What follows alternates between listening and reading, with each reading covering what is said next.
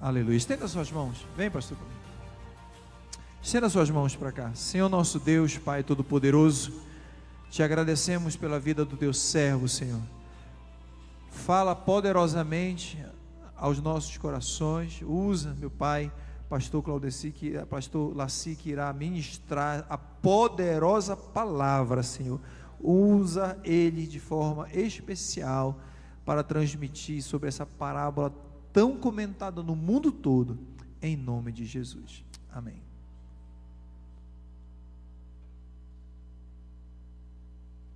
Pai do Senhor, igreja, ainda em pé, vamos ler parte da parábola do filho pródigo no capítulo 15. Nós vamos ler apenas alguns versículos para que a gente possa já refletir na Bíblia Sagrada com essa introdução. Vamos ver essa parábola para que nós possamos entender que Deus quer falar conosco através dela. E disse: um certo homem tinha 2 filhos, e o mais moço deles disse ao pai: Pai, dai-me a parte dos bens que me pertence.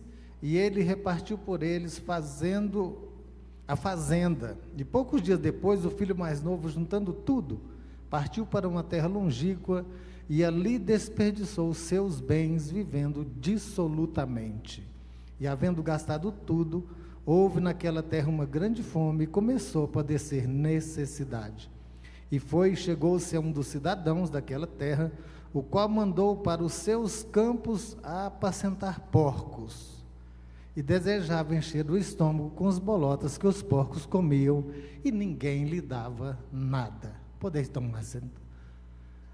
O diabo não tem nada para dar para nós.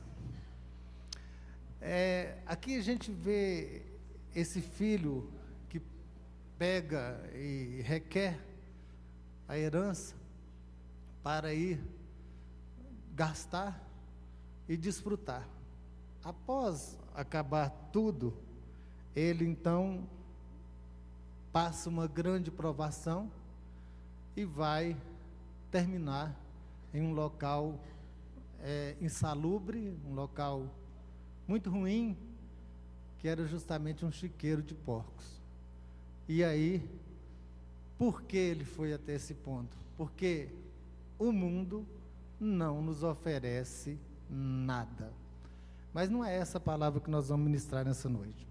Nós temos hoje uma palavra, uma análise dessa parábola, de forma bem mais profunda, de forma tal que possamos extrair dela o máximo possível para a nossa caminhada com Cristo, para a nossa jornada em Deus.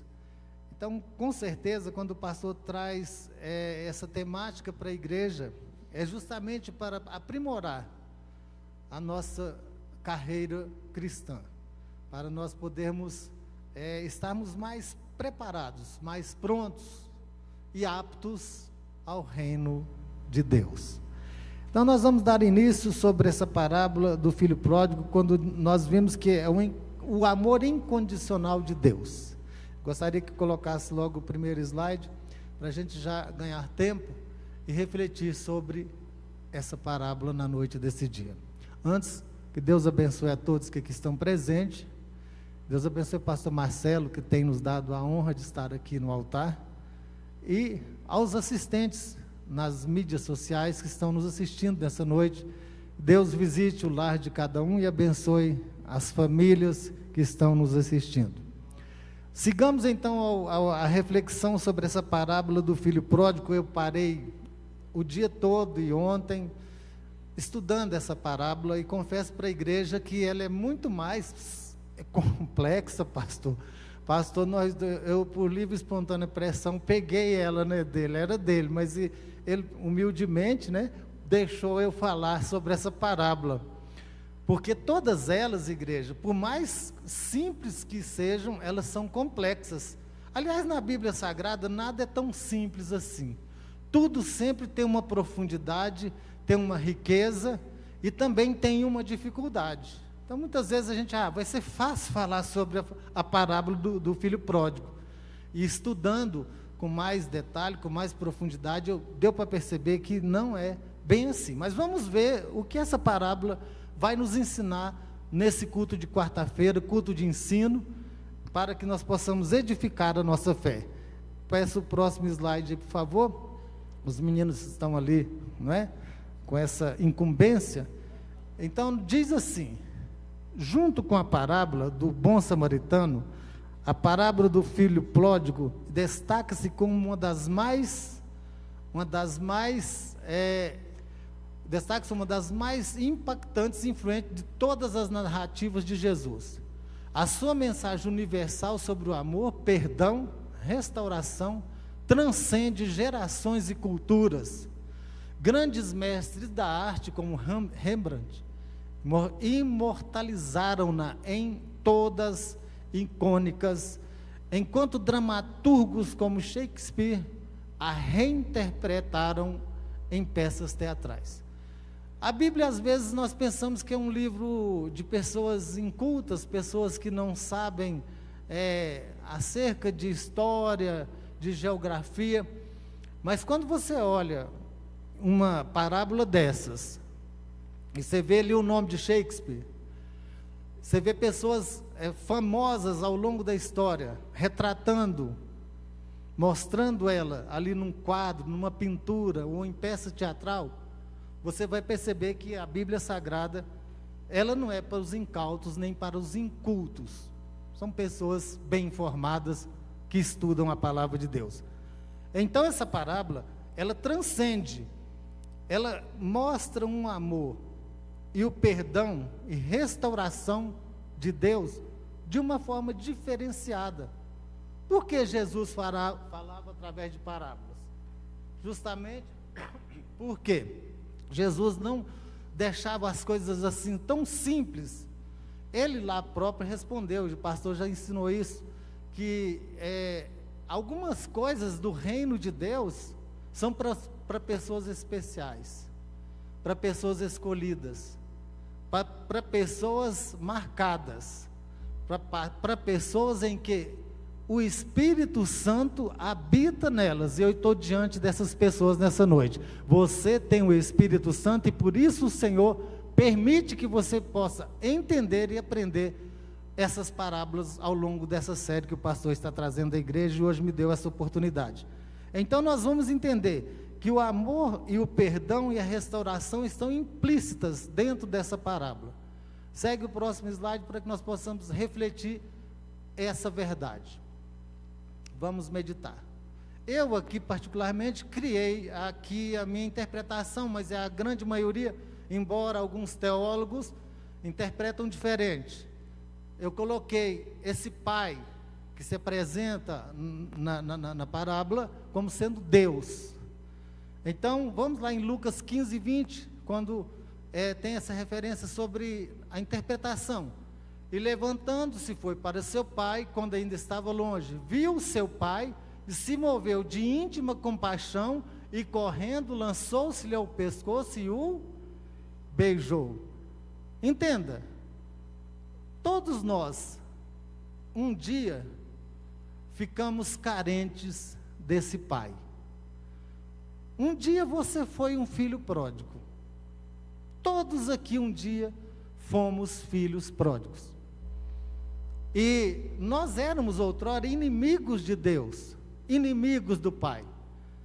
Mas como um filho pródigo que éramos, e caímos em nós, e nos arrependemos, e viemos para o Pai, e que o Pai fez conosco? Nos acolheu, nos abraçou, nos amou, nos salvou, nos redimiu, nos lavou através do sangue precioso do Filho dele. Então você nessa noite é um filho pródigo de outrora, que foi redimido e foi resgatado da sua vã maneira de viver. A maneira que você levava não agradava a Deus, mas um dia você reconheceu e veio para o Pai. Então, Deus é o Pai. O Pai é Deus, na verdade, né? Vamos para o próximo slide, por favor? Vamos lá? O filho que saiu é igual ao cristão que resolveu abandonar a fé e viver os prazeres mundanos. Então esse filho que sai, que vai embora, é o cristão que hoje nós chamamos de afastado da comunhão, em uns tempos passados chamávamos de desviado, né? Aquele que apostatou da fé. Então nós temos alguns nomes que são dados às pessoas que deixam essa comunhão, deixam esse lugar de aconchego, que é justamente na presença do Pai, e se afasta. Então esse filho aí, até ali a imagem já mostra, né? O que ele está olhando ali? Ele está apaixonado por quê? Coisas materiais, dinheiro, riqueza, prazer, luxúria, tudo que o mundo oferece, e que certamente não é de tudo ruim, porque senão o mundo não era muito mais pessoas lá fora do que aqui dentro da igreja, porque esses prazeres com certeza não são tão desagradáveis para eles que estão lá fora. Então o filho saiu e resolveu fazer o quê? Desfrutar dos prazeres do mundo. Lucas 15:13 vai confirmar isso aí, é dentro da parábola, nós temos essa referência. E poucos dias depois, o filho mais novo, juntando tudo, partiu para uma terra longínqua, e ali desperdiçou os seus bens, vivendo dissolutamente. Então esse filho que vai embora, ele traduzido para os nossos dias, para a aplicação nossa, o crente que resolve não querer mais permanecer na casa do pai. E o pai não vai, olha irmãos, qualquer um de nós, se resolvemos abandonar a fé, deixar a igreja, Deus não vai botar um anjo ali na porta e falar, você não vai, você vai ficar aqui. Ele não vai te prender, ele não vai te segurar na casa dele. Deus não segura ninguém, até porque a Bíblia diz que não é nem por força, nem por violência. Então, se você for olhar, ele não vai impedir que ninguém saia da casa dele, da presença dele. Todavia, sempre tem as recomendações dos riscos que se corre ao sair da presença da casa do pai. Vamos ver agora o próximo filho. No próximo slide nós vamos ver, é o filho que ficou.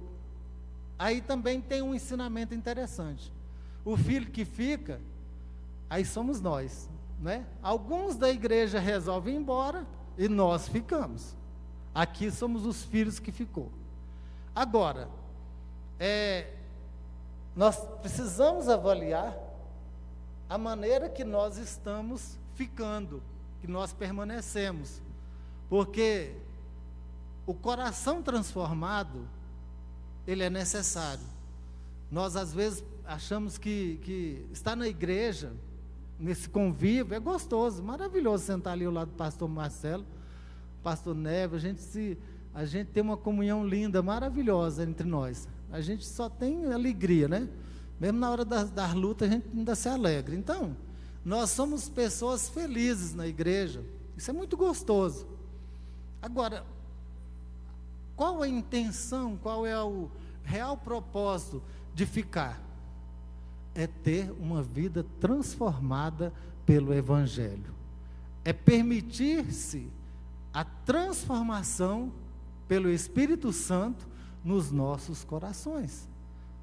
Não estamos na igreja meramente por estar, por ficar. Porque quando alguém fica sem essa intencionalidade, que é de servir a Deus e ser transformado, ele passa a ser o filho que fica, mas que está com o coração contaminado, o coração insatisfeito, o coração não realizado, e isso não é bom no bojo, no seio da igreja. Nós precisamos permitir que o Espírito Santo transforme a nossa vida.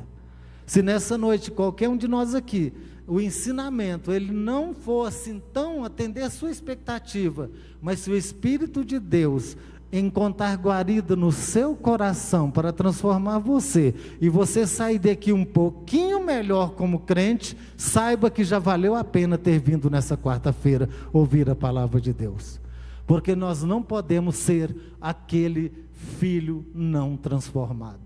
Vamos avaliar mais essa parábola, mais um pouquinho, no próximo slide. As figuras aí estão compatíveis, né?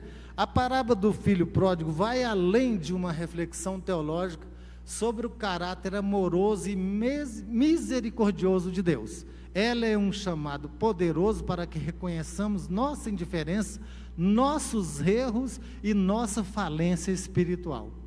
Mais do que isso, é um convite para redescobrirmos nosso verdadeiro eu, aquele que reflete a imagem do Criador. O momento de cair em si marca o início de um processo transformador de conversão. Aí tinha mais, e para muitos, de reconversão. Curioso, né? Conversão e reconversão. Nós nos convertemos em algum dia da nossa vida. Eu aceitei a Jesus e fui convertido, ou eu me converti. E aí, andando com o Senhor ao longo da história, nós vamos seguindo nessa caminhada. Em algum momento, podemos errar o alvo, podemos perder essa conversão genuína, e aí vamos necessitar de o quê? De uma reconversão. Foi o que ocorreu com esse filho que sai, o cair em si. Às vezes nós precisamos cair em si, cair em nós, redescobrir quem somos, redirecionar a nossa vida, porque nós às vezes podemos estar, como falamos sobre a questão do filho que fica, enganados com o quê? Com a minha postura religiosa, com a minha posição na casa de Deus, sem estar transformado, voltando àquela palavra do início. Então, falência espiritual, olha, irmãos, falência espiritual, a nossa indiferença. Então, nós precisamos ter muito cuidado na igreja, para nós não entrarmos em falência espiritual. O que é falência espiritual? Você pode refletir na sua vida, do passado, ou de ontem, ou quem sabe até de hoje de manhã, e avaliar como está, porque a Bíblia diz: examine-se o homem a si mesmo. Então, eu preciso me avaliar, para ver se eu estou tendo uma evolução espiritual, ou uma involução espiritual. O que é uma evolução espiritual? É um crescimento. Ele pode ser até lento, ele pode ser até devagar, mas é necessário que haja um crescimento espiritual na minha e na sua vida. Então essa palavra, ela é um pouco assim exortativa, ela não é uma palavra assim tão fácil de digerir, não. Ela chama-nos a atenção para a nossa postura na presença de Deus, na casa do Senhor. Então precisamos ter cuidado com as indiferenças e com a nossa falência espiritual, analisar, não é? Então, vamos seguir para o próximo slide, para nós analisarmos também ele lentamente. Olha só, a graça abundante de Deus, como descrita em 2 Coríntios 12, 9, a minha graça te basta, torna essa restauração possível, acolhendo-nos de volta ao lar do Pai. Então, essa questão da ausência, da indiferença, do sair, essa palavra pode até estar indo em direção a alguém que hoje está afastado da comunhão, ou está se afastando da comunhão. Quem sabe a palavra hoje não seja nem para nós aqui, seja para alguém que vai assistir depois, e vai entender que é preciso que ela volte à casa do Pai. Então, a graça abundante de Deus, ela nos basta. Então, essa restauração dessa falência espiritual, ela é possível por causa da graça de Deus. Então, a graça de Deus está aqui nessa noite para restaurar aqueles quartinhos que estão aí no nosso coração, para tirar aí desse quartinho qualquer erro que haja e restaurar o nosso coração. Eu creio que o Espírito Santo está trabalhando esses dias com essas parábolas para trazer-nos essa análise espiritual. A gente faz análise, diz que tem análise por aí, né? O pessoal faz análise, eu nunca fiz análise, né, com analista, né? Então, a gente tem que fazer autoanálise também espiritual da nossa vida, para saber qual a nossa posição. Próximo slide, a distância.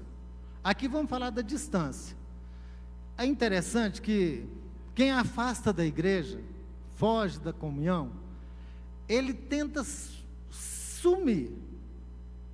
É notório que quando alguém sai da igreja, ele não quer contato, ele quer ficar distante, quer ficar longe, ausente. Eu já vi pessoas que afastaram da igreja, e quando a gente encontra com elas, a gente vê literalmente que não está querendo nos ver, não quer nos receber, não quer nos aceitar. É porque esse caminho, ele quer levar, esse afastamento leva a pessoa a uma distância, ele quer jogar para longe o Filho de Deus. E o filho pródigo não pertence ao mundo distante, onde buscou prazeres, nem as companhias que o cercaram. Sua verdadeira distância é de si mesmo, de sua essência e do seu propósito.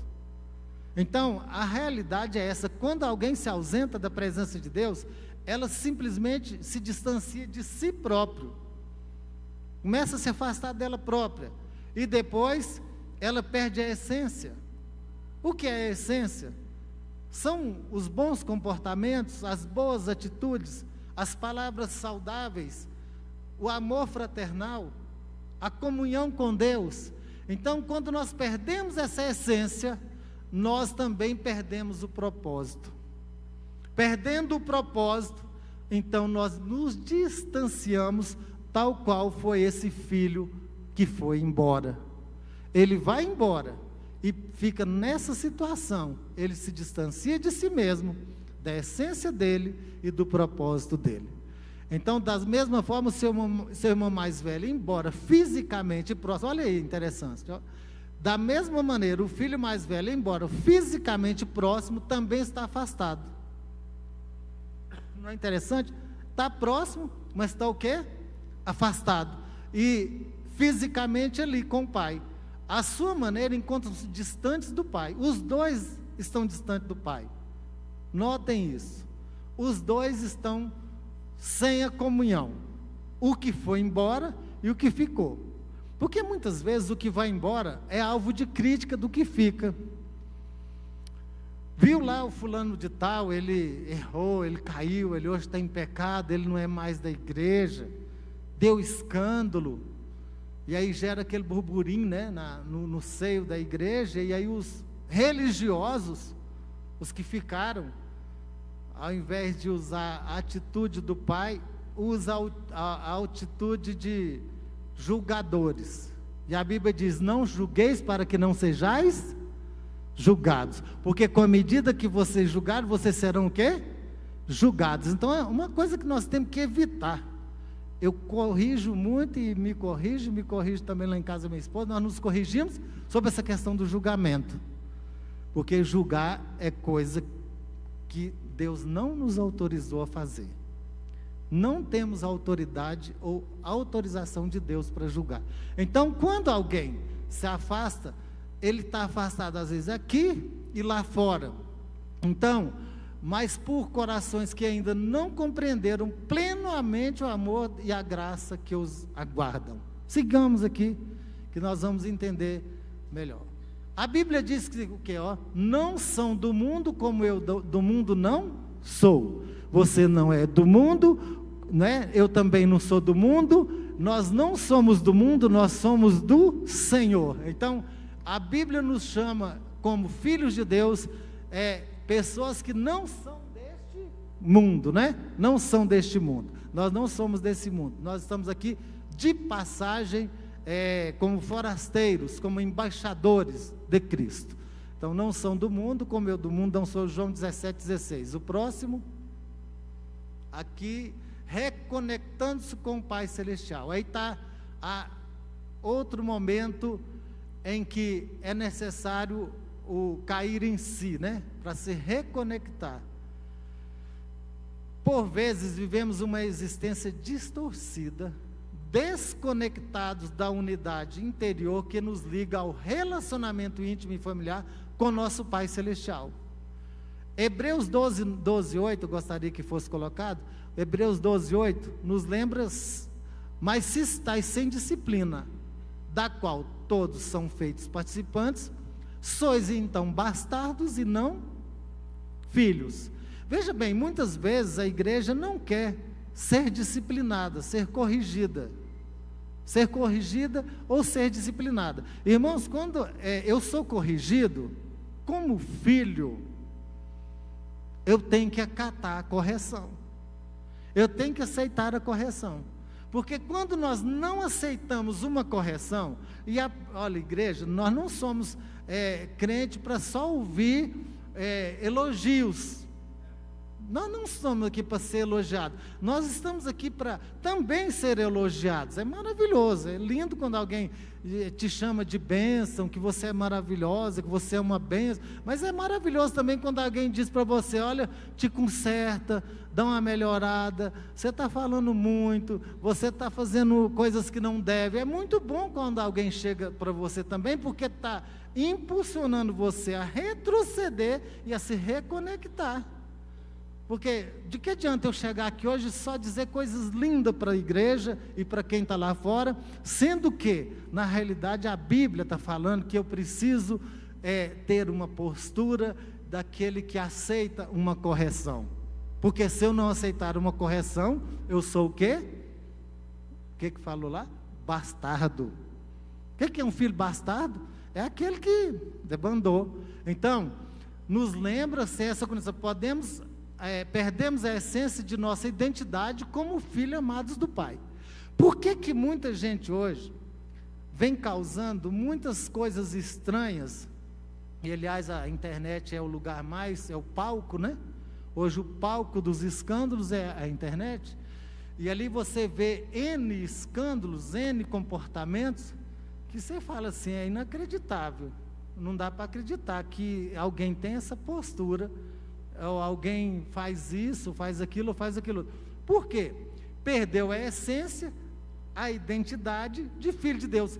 Você pode ter certeza, se perdermos a identidade de filhos de Deus, o comportamento nosso passa a parecer, ou até nivelar, ou até pior do que o infiel, daquele que não conhece a palavra de Deus. Então nós não podemos, de forma nenhuma, descuidar da correção que a Bíblia aponta para nós como fonte de ensinamento e instrução. Seguindo o próximo slide, já estamos indo para o final, a rejeição da identidade. Olha só, rejeitar a identidade. Hoje, a nossa identidade é qual? De filho de Deus. Eu vou até falar isso aqui, você é filha e filho de Deus. A sua identidade é o quê? Cristão. Você é um cristão, filho e filha de Deus. Você tem o quê? Uma identidade. A sua identidade não é a Assembleia de Deus, é cristão, filho e filha de Deus. Então você tem a sua identidade, mas você resolve deixá-la de lado. Então, ele rejeita. O filho pródigo, em sua obrigação, declara que não é mais digno de carregar a identidade de filho. Olha, ele tinha perdido a identidade. Aí começa uma atitude interessante e relevante. Por quê? Ele começa a já o cair em si. Lucas 15 e 19 vai mostrar isso aí. Quando ele começa a ter uma atitude já não sou digno de ser chamado teu filho. Olha só, ele se sente tão sujo, tão pecador, tão imundo, que ele não se acha mais na condição de filho. É assim que o diabo faz com aqueles que se afastam da comunhão da igreja. A pessoa se sente tão suja, tão imunda, que ela não tem mais coragem de encarar o pai e se sentir filho ou filha. Então, em resumo, a narrativa é moldada pelos limites que ele impõe a si mesmo e pela rejeição de sua verdadeira posição na família, refletindo a luta entre a autopercepção e o amor incondicional do pai. Começa a entrar agora dentro da parábola uma outra situação. Vou ficar daqui porque eu acho que fica melhor para me ler aqui, tá, gente? Então, assim, o amor incondicional do pai. O filho pródigo, em sua humilhação, declara não ser mais digno. Então, isso já é o quê? Uma atitude de reconhecimento. É uma atitude de: eu já sei que cometi um vacilo, eu vacilei na fé, agora eu preciso me reconectar. O próximo slide, por favor. Glória a Deus. Olha só, o filho mais velho enxerga-se como nada mais que um servo. O pai insiste que ele também é filho. Aqui até, talvez seria mais na frente, mas vamos ver Gálatas 3:26, por favor. Porque todos sois filhos de Deus pela fé em Cristo Jesus. Então, o pai volta ao filho mais velho que reclama do retorno do mais novo e diz para ele: olha, você continua sendo filho, você é um filho amado, você tem a minha proteção, você tem meu amparo, você tem minha guarda, não vou te desmerecer por estar recebendo o seu irmão. Vamos ver o próximo slide, por favor, sobre a análise desses filhos. O filho mais moço sente que seu lar impõe limites de proibição sobre a sua vida. Por que o filho mais novo saiu? Se sentiu o quê? Cobrado. Por que muita gente sai da igreja? Porque se sente o quê? Não é? A responsabilidade, porque a igreja tem responsabilidade. E muitas vezes a pessoa não quer acatar a responsabilidade de se servir a Deus. Ora, está aqui à frente falando, ou seja, embaixo, servindo a Deus, não é tarefa tão simples assim. Tem regras, tem disciplina, tem ensinamento. E aí, quando eu não quero aceitar essas regras, esse ensinamento, essa disciplina, eu me debando, e o que eu faço? Então eu me afasto. E aí é o que acontece com o filho mais moço. Os limites da proibição. Não quero. Então a pessoa que é solta, que é largada, não quero compromisso, não quero obedecer pastor, não quero obedecer a Bíblia, não quero obedecer Deus, eu quero ter uma vida livre. É a razão de muita gente se afastar da casa do pai. O filho mais velho cria um limite ao se recusar a entrar, mas o pai busca anular esse limite autoimposto. Quando o filho mais moço chega, que o pai o recebe, o filho mais velho resiste. O filho mais velho não quer saber, não aceita, acha que não é correto, porque afinal de contas ele é todo dia com o pai, fazendo as atividades domésticas, ajudando a administrar a fazenda, plantando, e ali retinho, corretíssimo com o pai. Agora chega esse filho que pegou a parte da herança dele, vazou, gastou tudo, agora volta, é folgado, né? Folgado. Voltar desse jeito e chegar. Ai, glória a Deus. Irmãos, esse negócio muito perto aqui não é bom, mas Deus abençoe. Vamos lá. Então veja bem, quando você olha, acidentes acontecem, né? Até no altar. E o que acontece? Nós vamos avaliar que esse filho mais velho, ele se sente revoltado por essa justamente chegada desse filho mais novo. Agora, do nada, ele resolve tomar também a mesma posição. E o pai, Lucas 15:31, vai dizer o quê? Lucas 15:31. Dia desse foi meu pastor que fez isso aqui, né? E ele disse: filho, tu sempre estás comigo, e todas as minhas coisas são tuas. O Senhor fala nessa noite, todas as coisas deles são tuas, todas as coisas deles são nossas, as coisas de Deus é nossa, nós estamos aqui como herdeiro, nosso nome está escrito no livro da vida, nosso pecado está perdoado, você está aqui desfrutando da presença do Pai, então não há razão para você se frustrar, se decepcionar, pelo contrário, sinta-se acolhido nessa noite, porque o seu Pai tem te acolhido com os braços dele, tem te amado e tem te abençoado. Louvado seja Deus. Irmãos, muitas vezes nós pregamos, pastor Marcelo tem mais experiência do que eu, um detalhezinho desse que aconteceu aqui, com esse copinho que quebrou, tem duas intenções do diabo, e comigo ele sempre perdeu. Uma, me desconcentrar, tirar de mim, vamos dizer assim, a minha liberdade de falar a palavra de Deus. Aí ele já perdeu, ele perdeu. Por quê?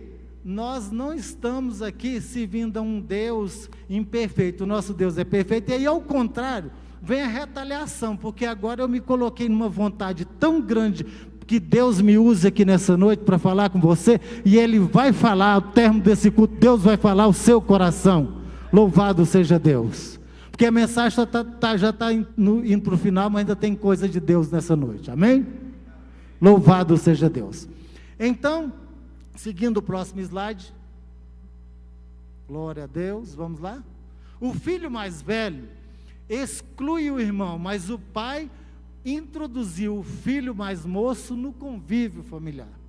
Veja bem, essa batalha aí dos três, tem entre eles três um personagem que é o mais importante e conciliador do conflito, o pai. Se esse pai toma um lado exacerbado, ou faz opção exagerada de um lado, menosprezando o outro, o que vai ocorrer?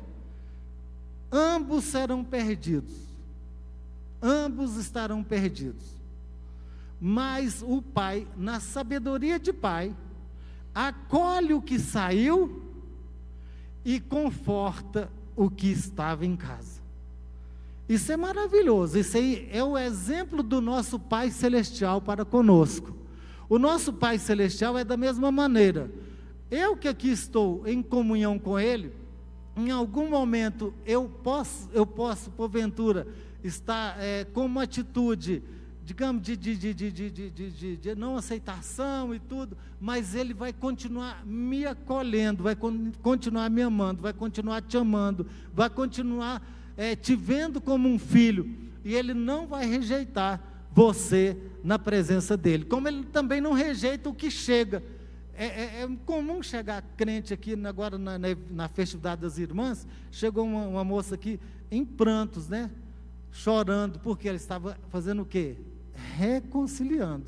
Ela era uma filha pródiga, provavelmente, e agora reconheceu, caiu em si, veio à frente e aceitou outra vez o Senhor Jesus. É essa a postura da igreja na face da terra. Então, vamos seguir o próximo aqui, já vou entregar já para o pastor.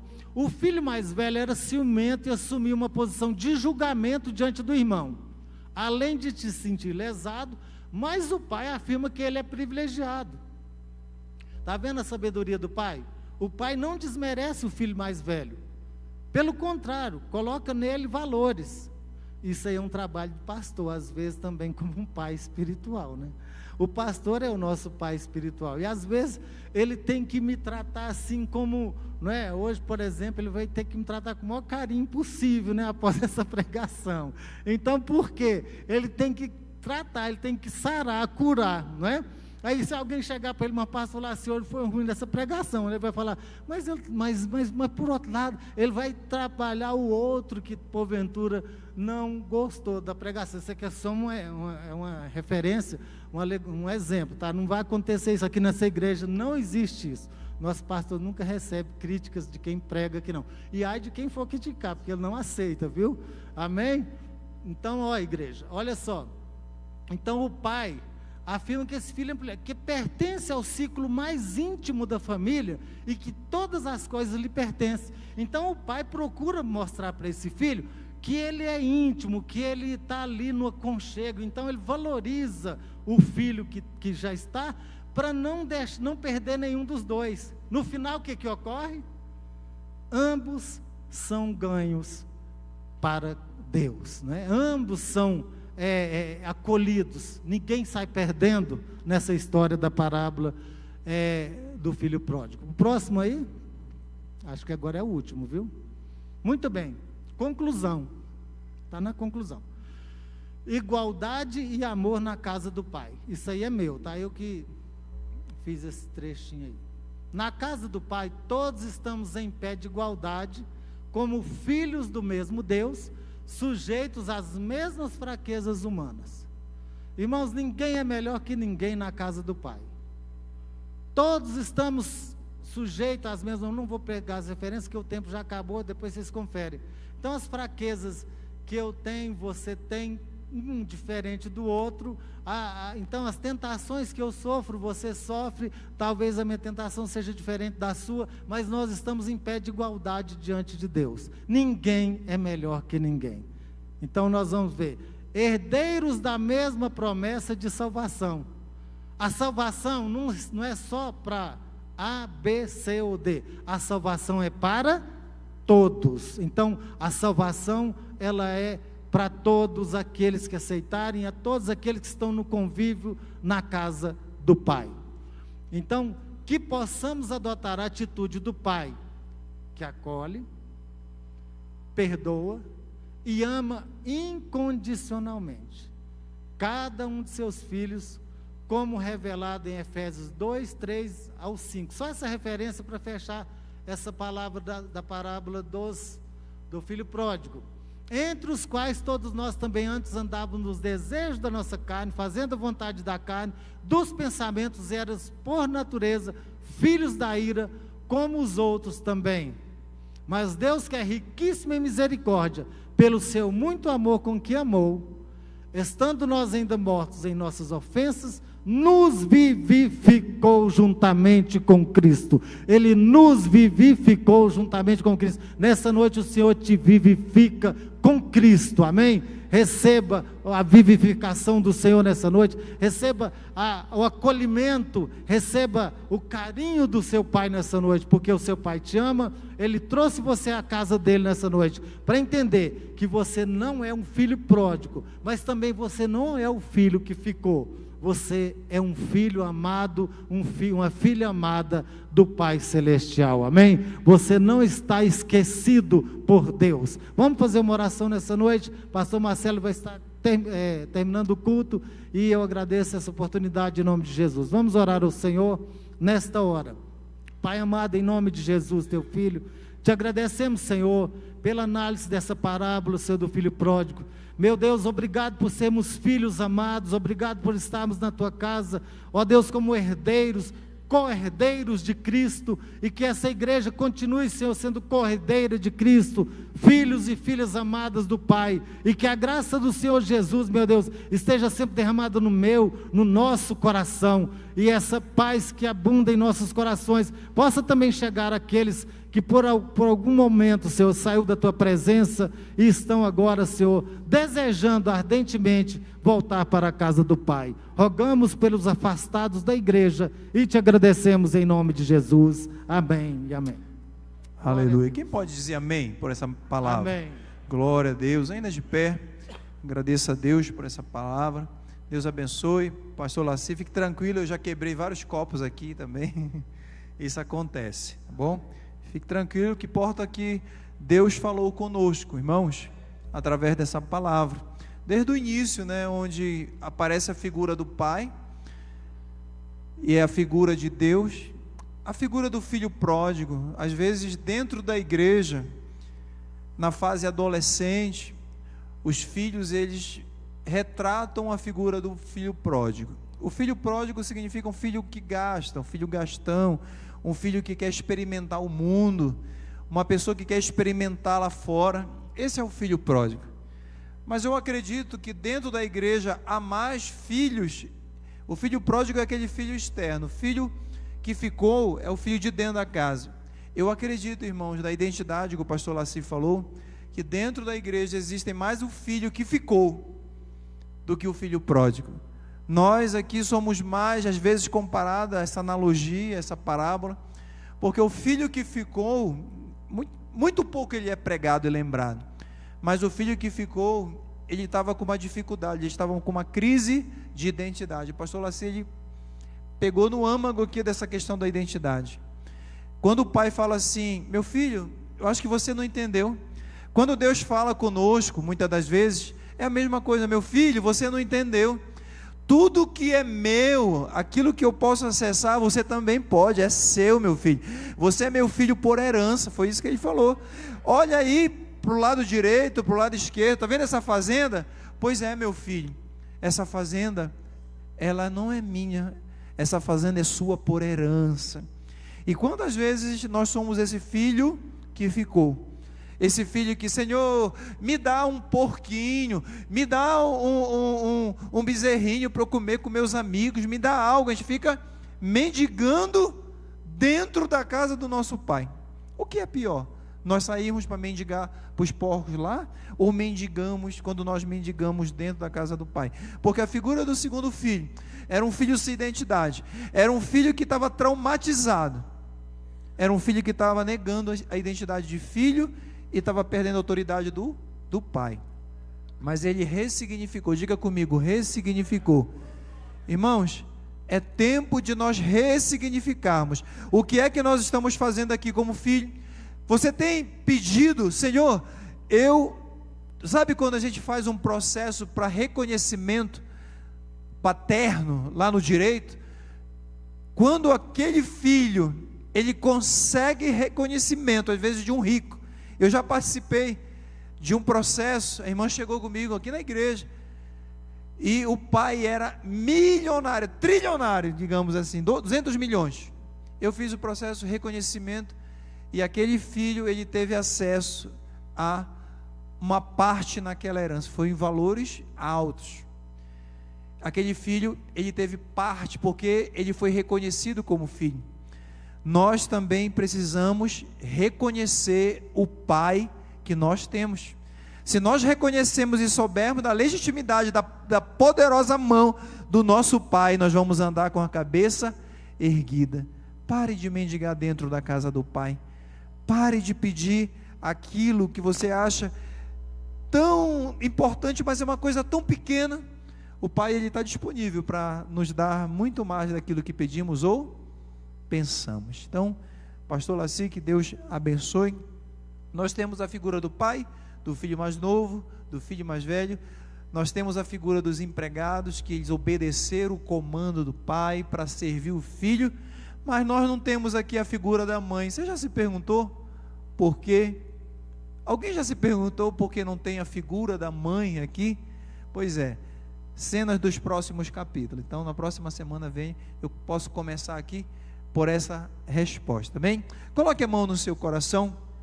Vamos aqui fazer esse requerimento espiritual, jurídico, que a gente possa nos ver como filhos amados de Deus. Você que foi abandonado por alguém, rejeitado por alguém, será que o teu coração não se alegra de saber que você tem um pai eterno, poderoso, que você é filho legítimo desse pai, e ele está de braços abertos? Você que me assiste aí na internet, o pai continua de braços abertos, aleluia. Você é filho do rei. Pai, nós queremos te agradecer, porque o Senhor sempre esteve de braços abertos, Pai. Muito, apesar de nós, muitas das vezes, Senhor, não entendermos a nossa filiação, não entendermos a tua paternidade, muitas vezes temos dificuldade, Senhor, de tratarmos com a nossa identidade. Mas eu quero aqui reconhecer e declarar: nós somos filhos amados, os teus servos são filhos amados de Deus. Nós, meu Pai, estamos dentro da tua casa, aqui há anos te servindo, e tudo que é teu, Senhor, como foi ministrado pelo teu servo, nós podemos acessar a fé, a esperança, o amor, a oração, nós podemos acessar, Pai, porque são os teus atributos. Quando nós nos conectamos ao Senhor, são os teus atributos que adentram, Senhor, na nossa vida, porque nós somos co-herdeiros com Jesus Cristo, e cremos, Senhor, num Pai poderoso, que nos ama, Senhor, com o amor incondicional. Por isso nós te agradecemos por esse amor, em nome de Jesus, amém. Estenda assim as suas mãos. Temos cantina aí? Temos não? Estenda as suas mãos. Que o grande amor de Deus, a graça do nosso Senhor Jesus Cristo, que a doce comunhão e a consolação do Espírito Santo de Deus, que o Pai Celestial possa, em nome de Jesus, todos os dias continuar ao teu lado, e você possa reconhecer a paternidade dele, em nome de Jesus. A igreja diz amém. Que Deus te abençoe em nome de Jesus. Lembre-se da cantata de Páscoa, domingo às 19 horas.